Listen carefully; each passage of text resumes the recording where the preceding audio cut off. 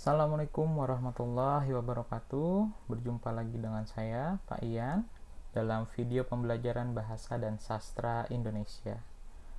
Kali ini saya akan membahas materi kelas 7, yaitu teks observasi. Langsung saja kita simak. Teks observasi adalah sebuah teks yang memaparkan hasil pengamatan atau hasil observasi suatu objek secara sistematik dan objektif berdasarkan kenyataan atau fakta yang ada. Nah, itu adalah pengertian dari teks observasi. Lalu, sekarang kita lihat strukturnya. Struktur teks observasi ada 3. Yang pertama, pernyataan umum, lalu bagian-bagian objek secara terperinci atau kita suka mengenal dengan yang namanya deskripsi bagian, lalu terakhir ada manfaat dari objeknya. Nah, apa sih isi dari pernyataan umum itu? Isi dari pernyataan umum itu ialah pembukaan yang memuat informasi umum mengenai objek yang kita amati atau kita teliti. Isinya bisa mengenai pengertian atau definisi objek secara singkat. Selain itu, di dalam definisi umum juga dijelaskan latar belakang dilakukan pengamatan hingga garis besar observasi dilaksanakan. Singkatnya, definisi umum menjadi bagian pembuka sebagai gambaran terkait laporan hasil observasi secara keseluruhan.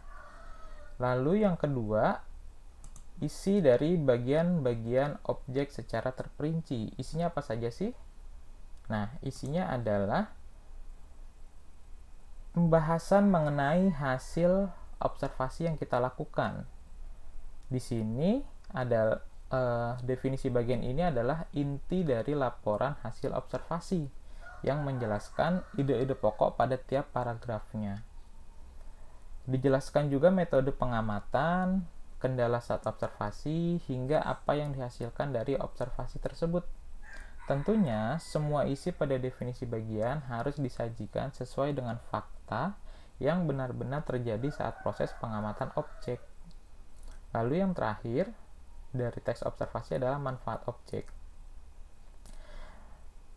Isi dari manfaat objek tentunya sesuai dengan judulnya, yaitu menjelaskan manfaat dari objek yang kita amati atau kita observasi.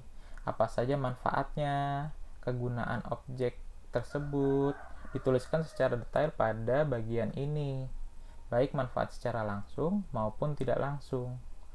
Bagian ini cukup penting jika dibaca oleh pemberi dana observasi, karena dengan begitu mereka mendapat hasil dan manfaat dari penelitian yang mereka danai. Bisa dibilang bagian ini menjadi bentuk pertanggungjawaban dari suatu pengamatan. Jadi, kalau kita ingin mengajukan observasi tersebut ke sponsor, di sini adalah manfaat yang didapatkan oleh sponsor. Seperti itu. Nah, lalu setelah struktur teks observasi, kita akan bahas tentang bagaimana cara menyimpulkan teks hasil laporan observasi. Yang pertama, kita cermati dulu judul teksnya. Setelah kita pahami judul teksnya, lalu kita cari ide pokok tiap paragraf. Kalian tentu tahu kan, ide pokok itu terletak di dalam kalimat utama. Nah, kalimat utama itu biasanya di tiap paragraf berada di awal atau di akhir dari paragraf tersebut. Lalu setelah kita temukan ide pokok tiap paragraf, kita rangkai ide pokok tersebut menjadi sebuah pernyataan.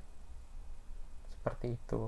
Lalu barulah kita dapatkan kesimpulan dari teks laporan hasil observasi.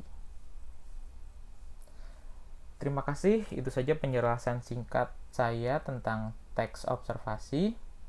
Kita bertemu dalam video pembelajaran selanjutnya. Terima kasih. Wassalamualaikum warahmatullahi wabarakatuh.